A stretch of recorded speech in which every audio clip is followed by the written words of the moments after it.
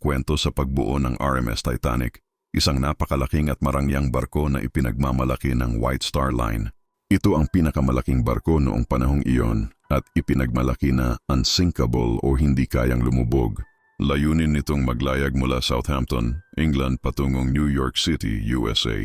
Dala ang libu-libong pasahero mula sa iba't ibang antas ng lipunan, mayayaman na nasa first class, mga nasa second class, at mga umaasa sa bagong buhay sa Amerika na nasa third class or steerage. Noong Abril 10, 1912, nagsimula ang unang biyahe ng Titanic. Sakay nito ang mga pangarap at buhay ng mahigit 2,200 katao. Ang biyahe ay tila maayos sa unang mga araw, habang ang barko ay mabilis na binabagtas ang malamig na tubig ng North Atlantic.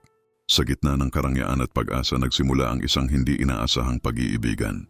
Si Rose DeWitt Bukater ay isang 17 taong gulang na babae mula sa isang mayayamang pamilya, ngunit nakakulong sa mga patakaran ng lipunan at nakatakdang ikasal sa isang mayaman na lalaki, si Cal Hockley. Nararamdaman niyang parang nakakulong siya sa kanyang sariling buhay. Si Jack Dawson naman ay isang malayang espiritu, isang mahirap ngunit talentadong pintor na nanalo ng kanyang third-class ticket sa isang laro ng poker. Siya ay puno ng buhay, mapagmahal sa kalayaan at walang pakialam sa mga pormalidad ng mataas na lipunan. Nagkakilala sina Jack at Rose sa isang hindi inaasahang pagkakataon. Nang tangkain ni Rose na magpakamatay sa pamamagitan ng pagtalon mula sa gilid ng barko dahil sa kanyang kalungkutan, si Jack ang nakakita at pumigil sa kanya. Mula noon, nagsimula ang kanilang kakaibang pagkakaibigan na unti-unting nauwi sa pag-ibig. Sa kabila ng malaking agwat sa kanilang katayuan sa lipunan, nagkaroon ng malalim na koneksyon sina Jack at Rose. Ipinakita ni Jack kay Rose ang buhay sa labas ng kanyang ginintuang hawla. Ang mga simpleng kasiyahan, ang kalayaan sa pagsasayaw, at ang tunay na pagpapahalaga sa buhay. Sa kanya natuklasan ni Rose ang kanyang sariling pagkatao at ang lakas na lumaban para sa kanyang kaligayahan. Ang kanilang pag-iibigan ay naging lihim, lalo na kay Cal at sa ina ni Rose na tutol sa kanilang relasyon. Ngunit sa kabila ng mga pagsubok, lalong tumibay ang kanilang pagmamahalan. Habang lumalalim ang kanilang pag-iibigan, papalapit naman ang barko sa kanyang kapalaran. Noong gabi ng Abril 14, 1912, napakalamig ng hangin at payapa ang dagat. Hindi napansin ng mga bantay sa barko ang isang malaking tipak ng yelo o iceberg hanggang sa huling sandali. Nang makita ang iceberg, huli na ang lahat. Sinubukan ng mga opisyal na iwasan ito, ngunit tumama ang kanang bahagi ng barko sa ilalim ng tubig.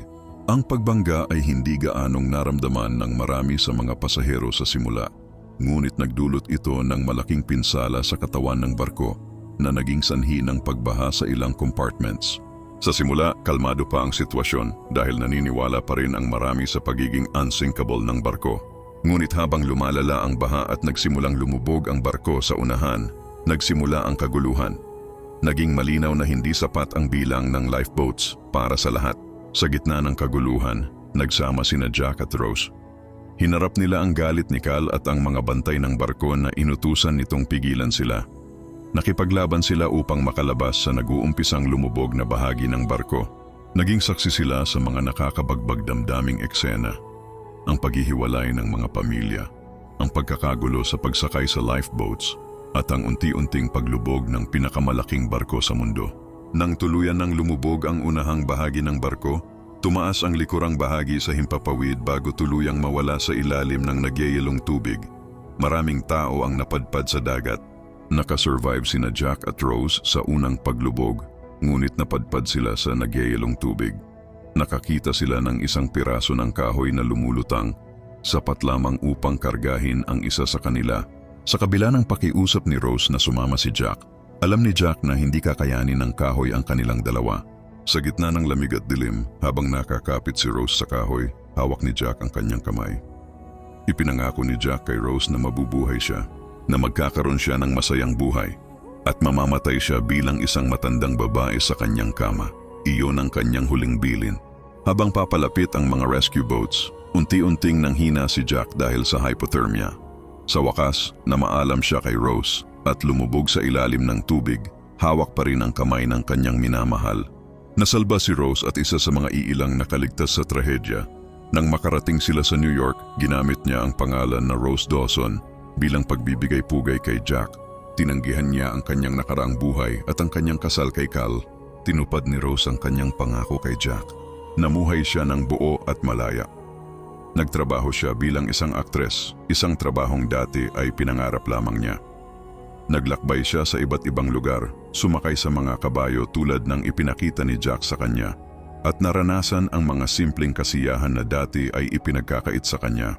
Bagaman hindi kailanman nawala ang sakit ng pagkawala ni Jack, naging inspirasyon niya ito upang yakapin ang buhay.